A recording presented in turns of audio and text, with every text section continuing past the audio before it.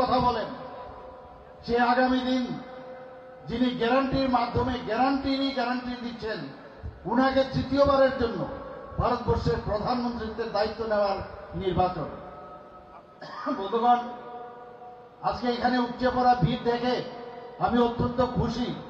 এর আগে আমি কয়েকবার সুরমাতে এসেছি, কিন্তু এইবার আমরা দেখলাম জাতি জনজাতি মিলে যেভাবে এখানে সবাই একসাথে এখানে আপনারা উপস্থিত হয়েছেন, সত্যিই সেটা মানে আমি কি বলবো, এটা আমার কাছে অভাবনীয় এবং অত্যন্ত আমার ভালো লাগলো এখানে এসে।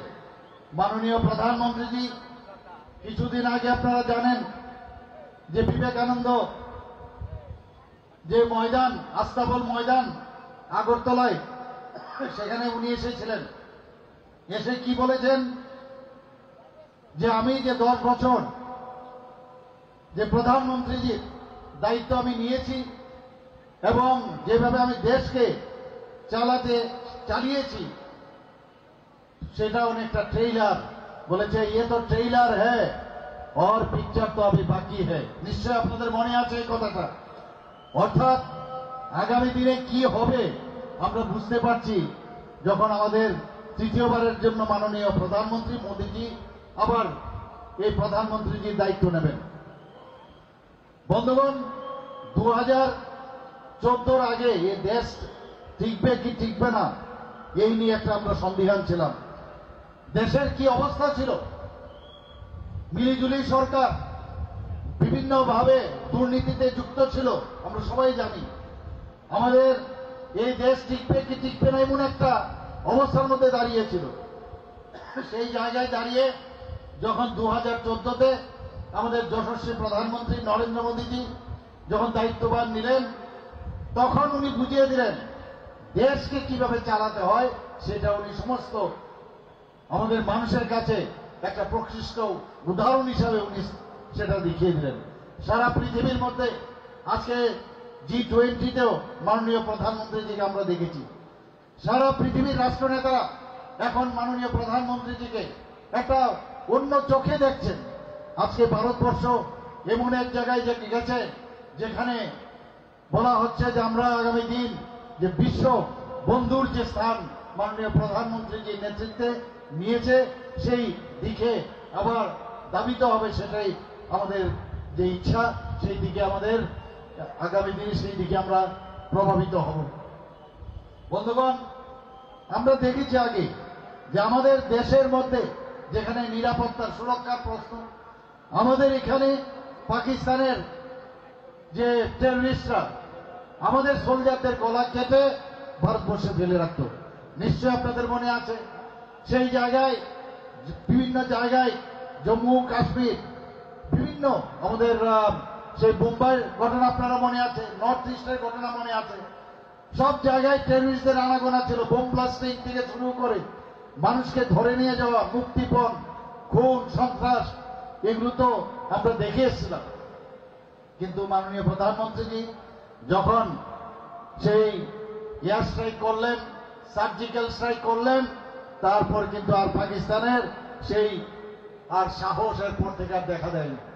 আমাদের প্রধানমন্ত্রীজি একটা সুরক্ষা দিক দিয়ে যেখানে প্রশ্ন আজকে আমাদের আর্মি থেকে আরম্ভ করে, মিলিটারি থেকে আরম্ভ করে, এয়ারফোর্স থেকে আরম্ভ করে, নেভেল ফোর্স, সব দিকে যেভাবে ওনাদেরকে শক্তিশালী করেছে, এখন কোনো দেশ এখন কোনো অবস্থায় ভারতের দিকে চোখ রাঙিয়ে কথা বলে না, সম্মানের সাথে কথা বলে। বন্ধুগণ, আমরা দেখেছি ইউপিএ গভর্নমেন্টের সময় বা এর আগেও নেহরুজির যখন এই সরকারে বসেছিলেন, আমাদের ভারতবর্ষের হাজার হাজার বর্গ কিলোমিটার চাইনা এখনো দখল করে নিয়েছেন। কিন্তু এখন যখন আমাদের এই মাননীয় প্রধানমন্ত্রীজি দেশ শাসনভার গ্রহণ করলো, আমরা কিন্তু দেখলাম যে 1 ইঞ্চি জায়গা আর কোনো এই বিদেশের কোনো জায়গা, চাইনা হোক পাকিস্তান হোক, কারোর হিম্মত হয়নি আমাদের একটা জায়গা 1 ইঞ্চি জায়গা নেওয়ার। বন্ধুগণ, আমরা দেখতাম প্রধানমন্ত্রীজি বারবার বলছেন যে নর্থ ইস্ট যদি ডেভেলপ না হয় তাহলে আমাদের দেশও ডেভেলপ করবে না। যে কারণে মাননীয় প্রধানমন্ত্রীজি অ্যাক্ট ইস্ট পলিসি গ্রহণ করলেন। অ্যাক্ট ইস্ট পলিসিতে আমরা কি দেখলাম আমরা দেখলাম প্রধানমন্ত্রীজি 11টার মতো শান্তি চুক্তি করেছে শুধু নর্থ ইস্টে শান্তি এবং সম্প্রীতির মধ্যে রাখার জন্য। কিছুদিন আগে আমাদের ত্রিপুরা সরকার এবং আমাদের গভর্নমেন্ট অফ ইন্ডিয়া এবং ত্রিপুরা মথার এই তিনজনের মধ্যে একটা চুক্তি স্বাক্ষরিত হয় এবং সেখানেও এই 11টা প্লাস 1 মিলে আমাদের 12টা এই চুক্তি সম্পাদিত হয়েছে। এখন একটা শান্তির বাতাবরণ চলে এসছে। প্রধানমন্ত্রীজি বলছেন যে অষ্টলক্ষ্মী অর্থাৎ সিকিম যখন এই 7টা দেশের আমাদের যে 7টা স্টেট আছে তার সাথে যখন যুক্ত হলো তখন অষ্টলক্ষ্মী হলো। আমি যখন বিভিন্ন মুখ্যমন্ত্রীদের সাথে নেসাকের যে বৈঠক হয় নর্থ ইস্টের জন্যে, তখন আমি যখন বসি আমাদের সমস্ত এই যে 8টা স্টেটের মুখ্যমন্ত্রীরা একসাথে আমরা যখন বসি সেখানে সবাই বলছে এখন মনে হচ্ছে আমরা ভারতবর্ষে আছি। একটা সময় ছিল তারা বলতো যে আমরা বুঝতে পারতাম না ভারতবর্ষে আছি কিনা, এরকম একটা অবস্থা ছিল। স্টেট ইন্টার স্টেটের বর্ডার সমস্যা, বিভিন্ন সমস্যা নিয়ে সেখানে সমস্যায় জর্জরিত ছিল। কিন্তু আমরা দেখলাম মাননীয় প্রধানমন্ত্রীজি এবং আমাদের যশস্বী হোম মিনিস্টার সাহেবের যে হস্তক্ষেপে আজকে আমরা 12টা শান্তি চুক্তি এখানে সম্পাদিত করেছি। বন্ধুগণ, আমরা বারবার বলছি জাতি জনজাতির ঐক্য, ত্রিপুরা এক ত্রিপুরা শ্রেষ্ঠ ত্রিপুরা যতক্ষণ ধরে আমরা না করব ততক্ষণ ধরে আমাদের ত্রিপুরা উন্নয়ন হবে না। আমাদের মাননীয় প্রধানমন্ত্রীজি বারবার বলছেন যে নর্থ ইস্ট যদি ডেভেলপ না হয় তাহলে ভারতও ডেভেলপ করবে না। আর আমি বলছি জনজাতিদের যদি উন্নয়ন না হয় তাহলে ত্রিপুরা উন্নয়ন হবে না। আমি সেইভাবে কথা বলছি বন্ধুগণ। এবং আমরা দেখছি আজকাল আপনারা জানেন যে মাননীয় প্রধানমন্ত্রীজি যখন এই 2014-তে উনি প্রধানমন্ত্রীজির দায়িত্ব নিলেন, এই জনজাতিদের 2019 থেকে 24 পর্যন্ত প্রায় 7 জনের মতো আমাদের যারা বিশিষ্ট ব্যক্তি তাদেরকে পদ্মশ্রী দিয়ে ওনাদেরকে সম্মান করেছেন। আপনারা সবাই জানেন যে 1942 সালে অর্থাৎ দ্বিতীয় বিশ্বযুদ্ধের শেষের দিকে যখন ত্রিপুরাতে one of the oldest airport ছিল, সেটার নাম হচ্ছে সিঙ্গারবিল এয়ারপোর্ট। কে তৈরি করেছিল? মহারাজা বীর বিক্রম কিশোর মাণিক্য বাহাদুর। এবং এতদিন ধরে কমিউনিস্টরা যখন দেশ আমাদের এই রাজ্য চালিয়েছে আমরা দেখেছি ওনাদের সেই সম্মান ওনারা কোনোদিন দেননি। ওনারা বারবার বলেছেন যে মহারাজারা ত্রিপুরার জন্য কিছুই করেনি। কিন্তু ভারতীয় জনতা পার্টি যখন সরকারে আসে, আইপিএফটি সরকার, আমরা ওনাদেরকে সম্মান দেওয়ার চেষ্টা করেছি, এখন আমরা চেষ্টা করছি। যে কারণে এই যে সিঙ্গারবিলের নাম আমাদের মাননীয় প্রধানমন্ত্রীজি এসে সেটা মহারাজা বীর বিক্রম কিশোর মাণিক্য বাহাদুরের নামে করেছে। বন্ধুগণ, আপনারা জানেন যে ওনার যে জন্মদিন 19শে আগস্ট সেটাকেও ত্রিপুরা সরকারের তরফ থেকে আমরা তার ছুটি ঘোষণা করেছি। গড়িয়া পূজার একদিনের আগে ছুটি ছিল, সেখানে আরো বেশি করে যাতে সেটাকে পালন করতে পারে তার জন্য আমরা 2 দিনের সেই ছুটি ঘোষণা করেছি। মাননীয় প্রধানমন্ত্রীজি আজকে আমরা ত্রিপুরাতে আমরা দেখতে পাচ্ছি বিভিন্ন জায়গায় প্রায় 21টা আমাদের একলব্য স্কুল করেছে। আমাদের 21টা যে একলব্য স্কুল, সেগুলো যেখানে জনজাতি ছোট ছোট ছেলেমেয়েরা আছেন তাদের এডুকেশন, জানেন উনি যে এডুকেশন যতক্ষণ ডেভেলপ না হবে আমাদের জনজাতিদের মধ্যে আগামী দিন এই ত্রিপুরা রাজ্যের জনজাতি এরিয়া কোনোদিন ডেভেলপ হবে না। তাই আজকে সেই দিশায় আমাদের দেশও চলছে এবং ডাবল ইঞ্জিনের সরকার, আমরাও সেই দিশায় চলছি। বন্ধুগণ, জনজাতিদের উন্নয়নে আমরা ওয়ার্ল্ড ব্যাংক থেকে প্রায় 1400 কোটি টাকা সেখান থেকে আমরা ঋণ 2 বছরের মধ্যে, যখন সেই কাজে আমরা যুক্ত হয়েছি 2 বছরের মধ্যে তার স্যাংশন পেয়ে গেছি। আমরা সেই দিকে সেখানে জনজাতিদের এলাকা যেসব জায়গা আছে সেখানে রাস্তাঘাট এবং অন্যান্য লজিস্টিক সাপোর্ট যাতে সেখানে ডেভেলপ হয় তার চেষ্টা আমরা করেছি। 12টা এক্সপ্রেশনাল ব্লক আমরা ঘোষণা দিয়েছি, অর্থাৎ 10 থেকে 15% আমাদের যে বাজেট সেই বাজেটের এক্সট্রা সেখানে ডেভেলপমেন্টের হবে। বন্ধুগণ, আজকে বুঝতে পেরেছে জনজাতিরা সবাই বুঝতে পারছে যে মোদিজি একমাত্র পারবে জনজাতিদের উন্নয়নে। সেই কারণে আজকে ভারতীয় জনতা পার্টি এবং তীব্রমথা এবং আইপিএফটি তিন শক্তি একসাথে হয়ে যারা এই ইন্ডি জোট করেছেন তাদের প্রতিরোধ করার জন্য আগামী দিনে ত্রিশূল হয়ে প্রতিরোধ করবে, সেটা আমার বিশ্বাস। বন্ধুগণ, মোদিজি বারবার বলছেন, কি বলছেন উনি, যে মানুষের কাছে আপনারা যাবেন, যে কি বলবেন, যে মোদিজি পাঠিয়েছেন এবং উনি চাইছেন আপনারা আশীর্বাদ করার জন্য। আজকে মোদিজি আমাদের যেভাবে একটা চাইওয়ালা ফ্যামিলির থেকে উনি এসছেন, চা বিক্রি করতেন, বাবার সাথে বাদনগরে সেই আমাদের গুজরাটের অংশ একটা জায়গায়, সেখানে রেল যখন আসতো দৌড়ে গিয়ে সেখানে চা বিক্রি করতেন। উনি আমাদের আজকে স্বপ্নের সওদাগর। উনি শুধু স্বপ্ন না দেখাচ্ছেন না, তার বাস্তবায়নও করেছেন। কারণ উনি বলছেন বিকশিত ভারত, আমরা বিকশিত ভারত সংকল্প যাত্রা যে 2047 সনের মধ্যে উনি যে চিন্তা ভাবনা করেছেন যে আগামী দিন যে 2047-এর মধ্যে আমাদের যে অমৃত ভারতের আসল যে স্বপ্ন, তার সুফল নেক্সট জেনারেশন পেতে শুরু করবে। বন্ধুগণ, আমরা জানি এবারের কিছুদিন আগে আমাদের মাননীয় প্রধানমন্ত্রীজি যখন ইস্তেহার ঘোষণা করছিলেন, সেখানে আমরা কি দেখলাম, বন্দে ভারত বললে আরো বন্দে ভারত আরো তৈরি হবে ভারতবর্ষে। শুধু তাই নয়, এই যে আমাদের গুজরাট আহমেদাবাদ থেকে বোম্বে পর্যন্ত যে বুলেট ট্রেন শুরু হওয়ার পথে, শুধু সেখানেই হবে না, উনি বলছেন যে সেটা আমাদের উত্তর ভারতে হবে, দক্ষিণ ভারতে হবে, পূর্ব ভারতেও বুলেট ট্রেন একটা করে উনি দেবেন।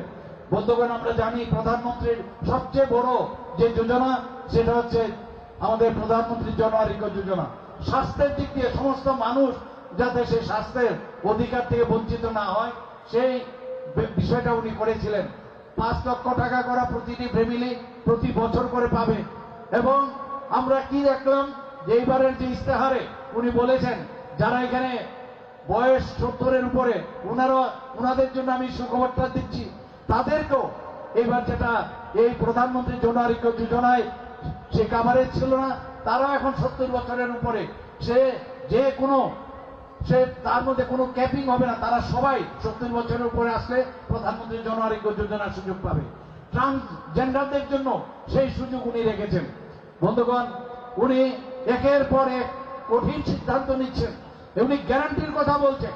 আমরা 370 ধারার কথা যদি কথা বলি, আগে 370 ধারা আমাদের ডক্টর শ্যামাপ্রসাদ মুখার্জি এই 370 ধারা যখন বিলোপ করার জন্য উনি জম্মু অ্যান্ড কাশ্মীরে শহীদ হলেন, সেটাকে এই গ্যারান্টির মাধ্যমে প্রধানমন্ত্রী নরেন্দ্র মোদীজি এই 370 ধারা অবলুপ্তি করেছেন। বিরোধীরা কি বলছেন, যে আগামী দিনে যদি ভারতীয় জনতা পার্টি বা এনডিএ সরকার যদি আসে, সংবিধান নাকি রক্ষা হবে না।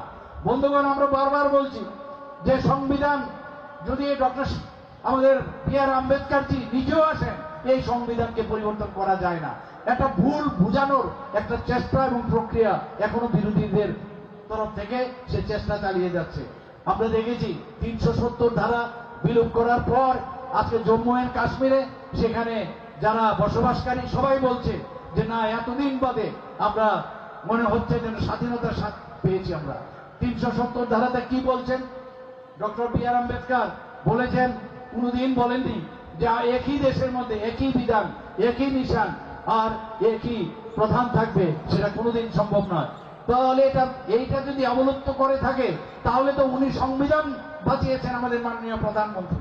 আজকে বারবার ওনারা বলছেন যে ত্রিপুরাতে নাকি গণতন্ত্র নাই। ইন্ডিয়া তো আর নেই, অ্যালায়েন্স তো নাই, ইন্ডি জোটের ত্রিপুরাতে নাকি গণতন্ত্র নেই।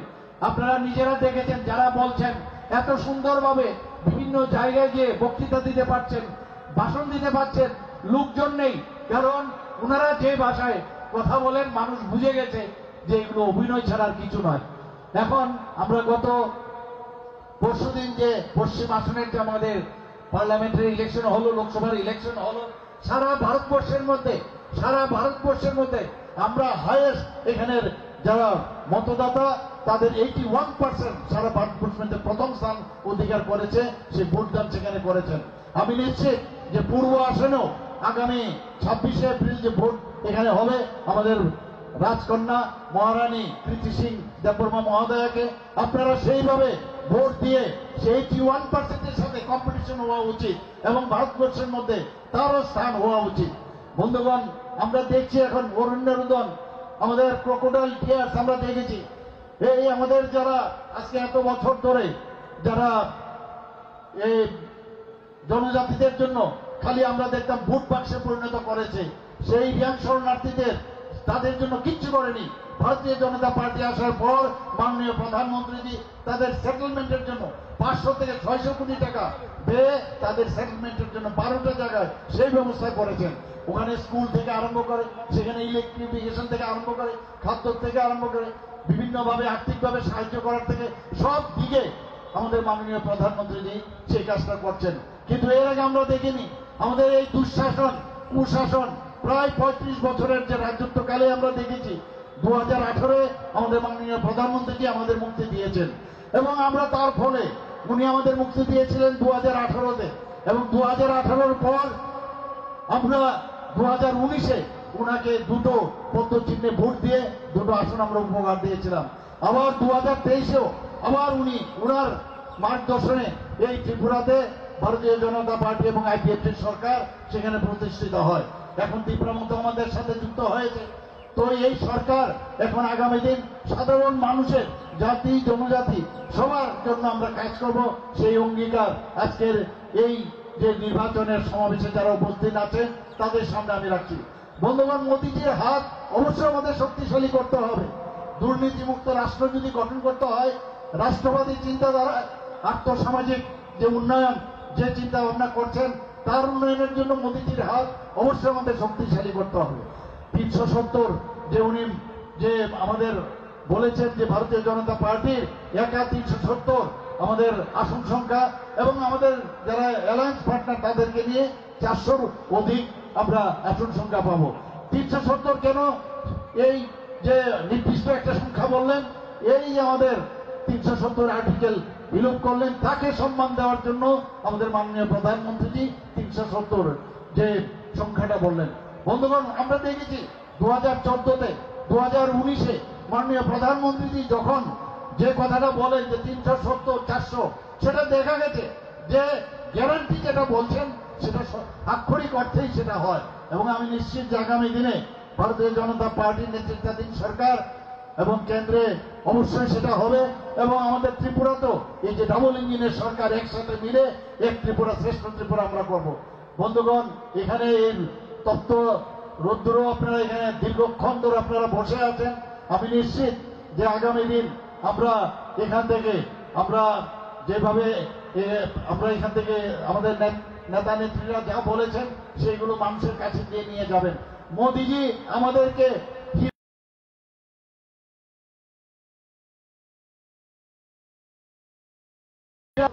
আমাদের 4টা এখানে যেভাবে উনি রোপওয়ে আমাদের ব্যবস্থা করেছেন, শুধু তাই না আমাদের ইন্টারনেট দিয়েছেন, সারা ভারতবর্ষের মধ্যে 3rd স্ট্রংগেস্ট ইন্টারনেট দিয়েছেন, রেলওয়ে দিয়েছেন, প্রায় 21টার মতো রেল আমাদের এখান থেকে যাচ্ছে, 17টার মতো এক্সপ্রেস ট্রেন যাচ্ছে। শুধু তাই নয়, আমাদের এখানে এত সুন্দর একটা এয়ারপোর্ট আমাদের মাননীয় প্রধানমন্ত্রীজি আমাদের দিয়েছেন।